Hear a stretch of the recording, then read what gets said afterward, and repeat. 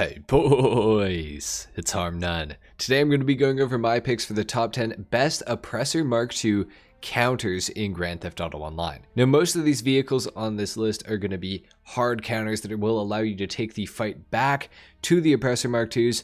Some of them are also going to be completely passive, where they will just get you out of harm's way when it comes to fighting MK2s. Some of them are going to be good at both. Overall, all of these vehicles are going to make you harder to take out with Oppressor MK2s in GTA Online. If you guys enjoyed this video, if you learned something, drop a like down below. Let's shoot for like 5,000 likes on this video if we can. Dislike if you don't, of course. Consider subscribing to my channel if you guys are new. I'm trying to go for 300k this year, and let's go ahead and get started. At number 10, we have the Vigilante, coming in at $3,750,000, and by far this is the worst option out of all of the vehicles on this list. However, you still do have a chance with this vehicle to take out MK2s. The Vigilante's best chance of survival against an Oppressor MK2 is with the rocket booster, which you can use to hopefully get out of the way of the missiles that the Oppressor MK2 is inevitably going to be shooting at you. It also has the highest top speed for a boosted vehicle in the game, so you should be able to just outrun a MK2 simply using this,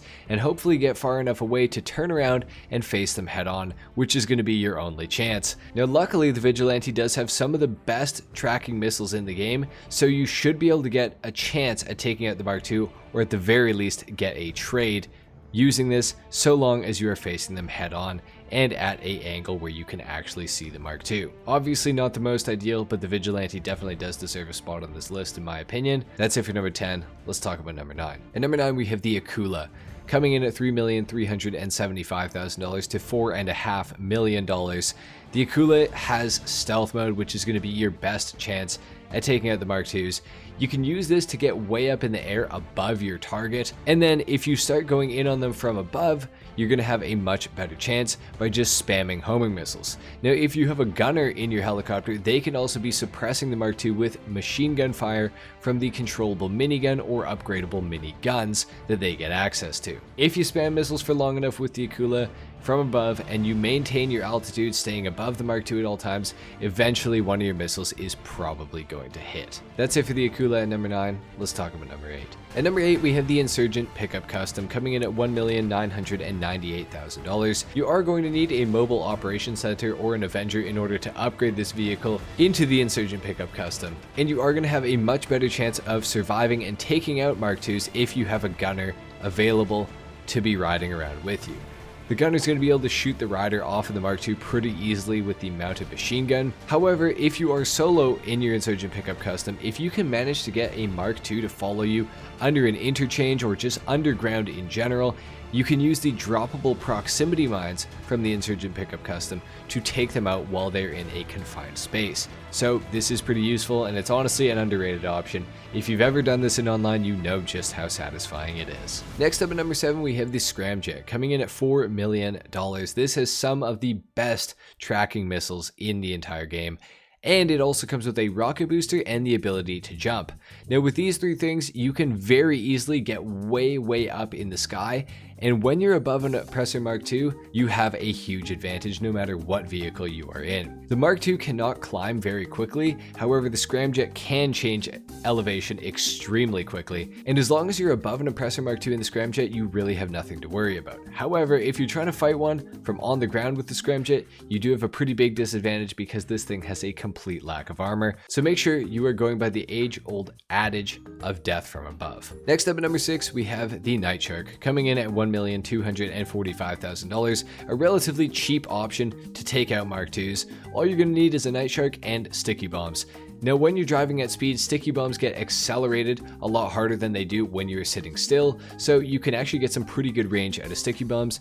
What you're going to do is drive at an Oppressor MK2 or behind one and throw sticky bombs at it and be detonating them when you think they are close to the MK2. It takes a little bit of practice, but after a while you will get pretty good at this, And the Nightshark has such good armor that it can take 27 homing missiles from an Oppressor Mark II, so they're not even going to be able to take you out with just a single bike. They're going to need to spam 20 missiles, all of them hit, and then recall and get a second bike to actually finish you off, which of course you can just go and simply repair your Nightshark in that time. The Nightshark is a pretty good counter. It's really good for how cheap it is. Definitely look into the Nightshark if you're interested. Next up at number 5, we have just some regular weapons that you're going to be able to hold when you are playing on the ground.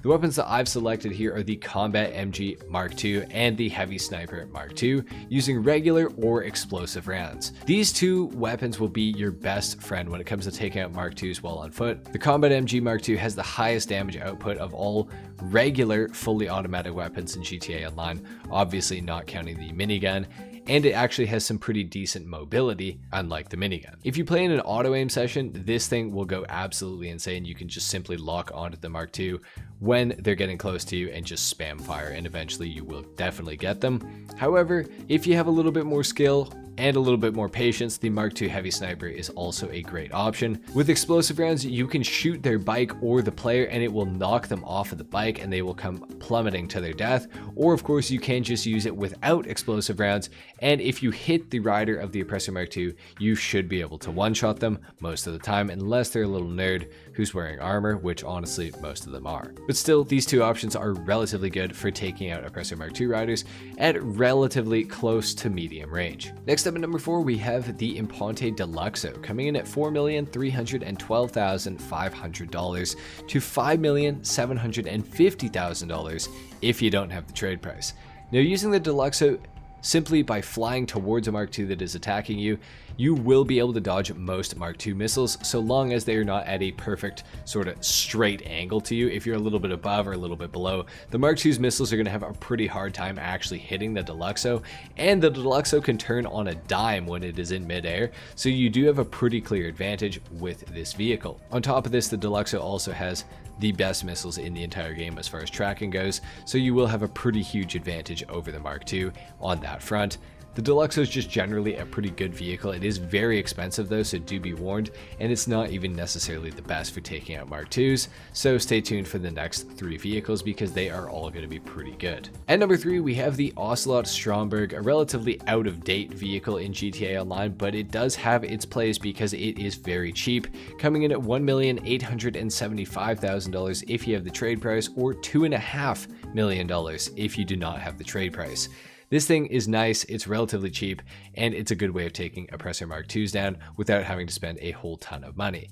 It's got extremely aggressive homing missiles that it comes equipped with, and it can also tank a few hits from Oppressor Mark II missiles. Now on top of this, it can also submerge under the surface of the water because this is a submarine car, so you can use this to your advantage to get away from Oppressor Mark IIs as well, which is a pretty useful feature, I must say. For the price that you're going to pay for the Ocelot Stromberg, it is actually going to be a relatively good way to take out Oppressor Mark IIs. However, there is just kind of a better version of it that we're going to talk about a little bit later on this list, so do stay tuned for that before you buy anything. At number 2, you were probably expecting this, we have the Ocelot Virtue, coming in at $2,235,000 to $2,980,000 if you don't have the trade price.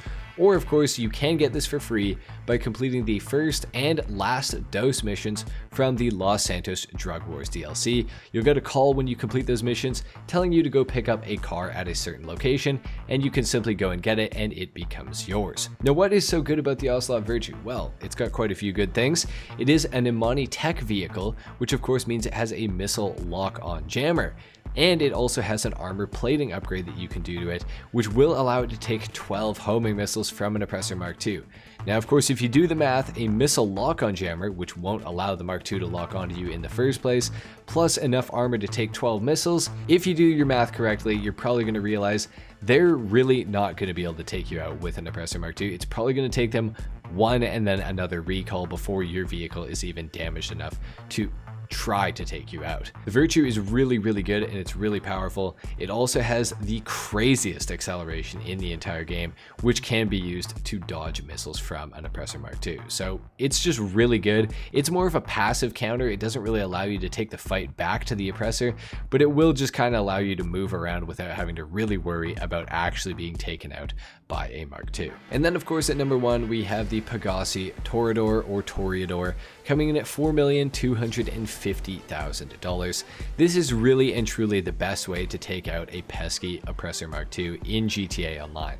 The Toreador has some of the most aggressive missiles in the entire game, and they are unlimited unlike the Stromberg, meaning that you can fire until your vehicle is completely destroyed. It also has slightly better armor than the Ocelot Stromberg, which we talked about at number 3. It also has 4 seats, so you and 3 friends can be riding around in this thing, as well as it is also submersible, similar to the Ocelot Stromberg as well, which will again allow you to go under the surface of the water to escape Mark IIs should you need to. And above all else, it also has a rocket booster that can be used to get around really quickly on land and underwater, which is absolutely insane. You can use it to dodge missiles, you can use it to get around quickly. Overall, it is really, really powerful. The Toreador has kind of overtaken the Ocelot Stromberg as the best submersible vehicle that's also a good Oppressor Mark II counter in GTA Online. Overall, this thing is absolutely phenomenal, and it is a must-own, generally in online, but also if you want to take out Oppressor Mark IIs, you pretty much need it. Anyway guys, that has been it for my picks for the top 10 best Oppressor Mark II counters in Grand Theft Auto Online. I hope you guys enjoyed this video. If you did, a like is of course appreciated, as I said at the start, if not dislike. Subscribe to the channel if you guys are new. Comment down below and let me know if you think I missed anything, or if you would swap out some of the vehicles that I put on this list for another vehicle, and maybe I will make a part 2 to this if you guys want it. Thank you so much for watching. I will see you all in the next video. Until then, take care. Peace.